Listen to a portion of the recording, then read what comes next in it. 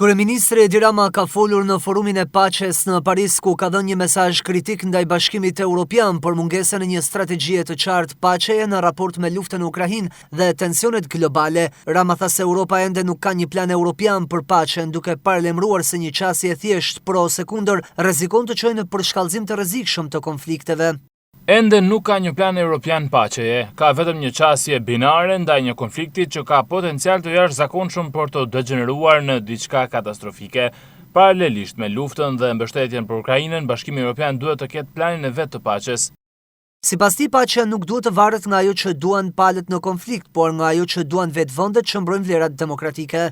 Nuk ka të bëjë me atë që do Rusia, a donte Hamasi paqe, nuk e besoj, por nëse duam të luftojmë e të mbijetojmë në emër të asaj që përfaqësojmë, ka të bëjë me atë që duam ne, jo atë që duan të tjerët. Nuk mund të refuzosh të mendosh për paqen vetëm sepse tjetri nuk e do. Nuk e di nëse Putin e do paqen, që Putini do luftë është e qartë çdo ditë.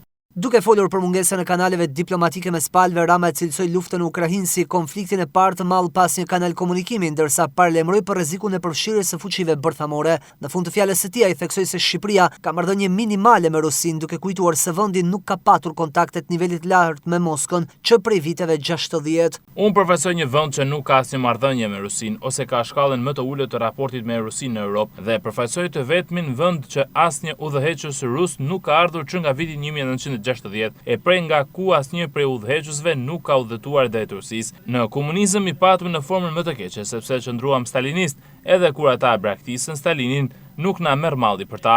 Nuk kemi pasur asnjë vizitë të nivelit të lartë, por as para ruse. Pra ky jam unë dhe këtë përfaqësoj. Europa është ballkanizuar gjatë viteve të fundit. Ky ishte konstatimi Ramës, që si shembull mori edhe mosmiratimin e buxhetit në Francë, duke e cilësuar si tipike ballkanase. Gjatë viteve të fundit kam parë që Europa është ballkanizuar shumë, kështu që nuk jemi më të vetëm, nuk jemi të vetmi që krijojmë probleme. Shikoni Francën, harroni Britaninë, tërësisht shikoni akoma nuk miratojnë dot një buxhet. Çfarë është kjo? Ballkan? Shikoni Britaninë, ata janë edhe më keq, është një ballkanizëm i tërë i Europës.